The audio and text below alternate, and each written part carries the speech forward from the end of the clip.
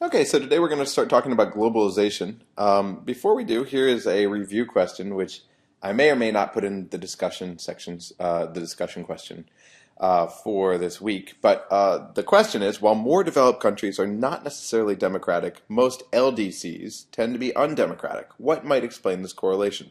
So I want you to think about things like legacy, the various legacies that are out there. I want you to think about things like political culture, um, economics, the nature of legitimacy. So I want you to think a little bit about why this might be the case, and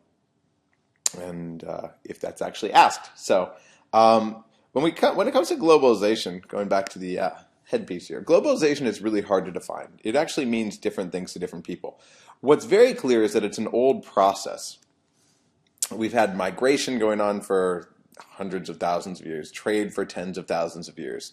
The quote-unquote great civilized Europe had domination over much of the globe, which meant a very few travel and trade regulations within large blocks of the world. Members of the British Commonwealth can still travel and work in other Commonwealth states without a visa, for example. So we've had elements of globalization for a long time. It's really sped up as of late. We might say that globalization began with the advent of the first intergovernmental organization, the International Telegraph Union. And this intergovernmental organization came into being for really the same purpose as IGOs today. It was designed to coordinate. So in 1844, what happened was the first message was sent by telegraph, and it went right past us from Baltimore to D.C. Within 10 years, you had all these telegraph lines all over the world. But they didn't go across borders. If you wanted to send a message to Canada, for example, you had to send it all the way up through, all the various states, New Jersey, New York, Maine. It eventually gets to Maine, and bang, it's on the border with Canada. And what happens? Well, it stops. It's gonna be transcribed, translated if necessary, if it's going, for example, to Montreal, and then it's going to be handed over across the border to be retransmitted along those telegraph lines. This was slow. This was unwieldy. They had to think of something more efficient, and states attempted to take care of this. But there were lots of territories and lots of states, which meant lots of separate agreements. This was messy. It was time-consuming. It was really inefficient. By 1864, you had all these tiny puzzle pieces coming together into some larger puzzle pieces, and you had several regional conventions. And then finally, the Europeans came together to create the International Telegraph Convention, which was signed in 1865. So what the International Telegraph Union is it's a sign of changing relations as a result of globalization. So you've got the aspect of technology there, bringing countries together to solve a technologically based problem. Doesn't have to be technologically based, but oftentimes it will be. You've got the element of lots of countries, and they're coming together into one large coordinating body. Intergovernmental organizations are designed to coordinate. So this is also something of an illustration of something bigger, which is that international relations went from a very small number, what we call thin relations, to a much larger number of what we call thick relations, much more extensive, much more intensive relations between states, not sort of face level, diplomacy where the ambassador can take care of him or herself. You need specialists in various levels. So we're going from thin to thick relationships, and you have the advent of more and more of these intergovernmental organizations. Globalization clearly alters the nature of sovereignty. Political isolation is incredibly difficult right now. Globalization can be a challenge to certain regime types. So when we talk about the role of international issues on domestic politics, think about something like totalitarianism, which we talked about before. Kim Il-sung studied in Switzerland. He loved the NBA. Also military regimes. Think Thailand, where there was domestic support for a coup, and then you had this hushed international reaction, versus Honduras, where there was international anger and a much quicker turnover, a much quicker post-coup return to civilian rule.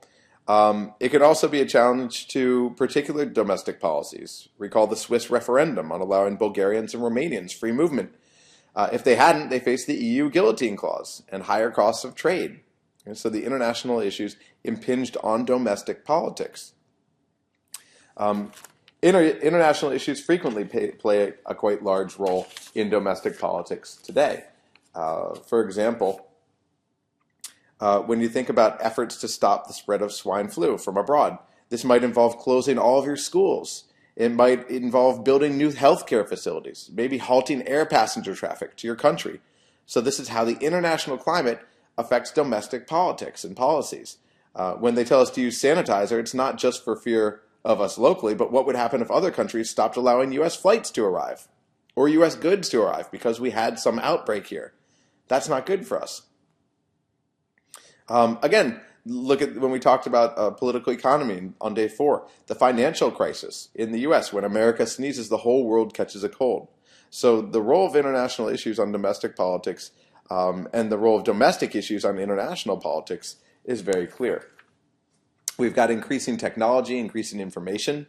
Modernized states can no longer effectively control the flow of information across their borders. They can try to censor it, but then people come up with new ways. So all of these give rise to various multi-state and non-state actors. And we'll talk about 3 different types: intergovernmental organizations, I just gave you one example of these, multinational corporations, and non-governmental organizations. And you should know these acronyms, by the way, IGOs, MNCs, and NGOs, because you see them all the time. You have to be familiar with them. So we'll start with intergovernmental organizations. The rise of intergovernmental organizations was a result of a bunch of states saying, hey, we need to coordinate this particular issue. So what IGOs do is they coordinate responses to problems and issues that cross borders. This requires participating states to cede some degree of autonomy, but a very small degree of autonomy. In other words, if you're part of these bodies, it's expected that once these bodies make a policy decision, you'll stick with it.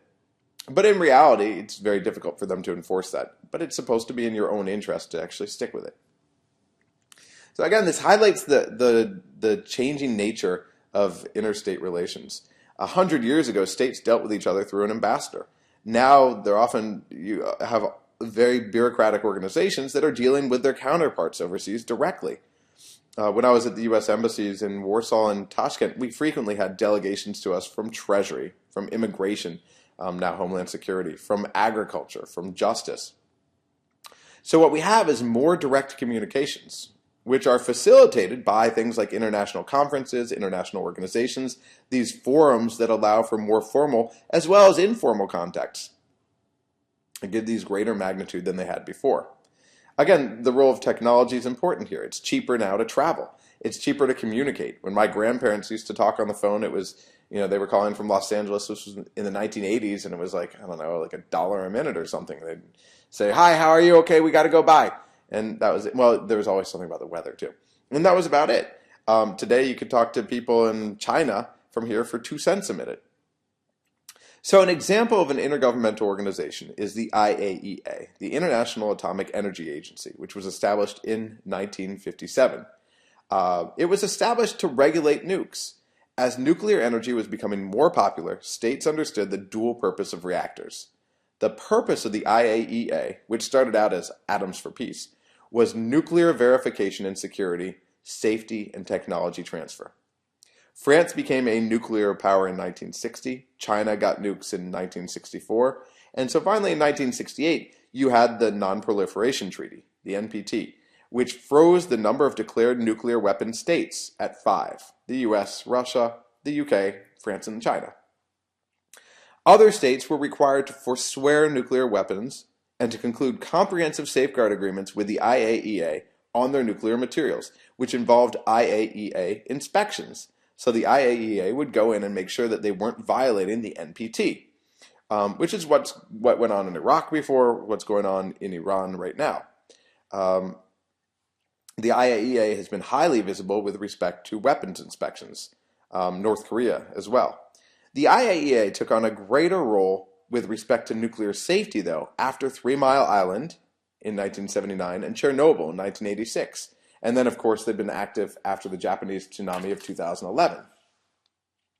So this is the changing role and the changing nature of these IGOs. Now, an important point here is IGOs can force states to accept agreements they might not want to by indirectly threatening them.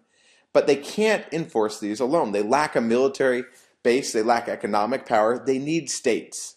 And therefore, states are a check on these intergovernmental organizations.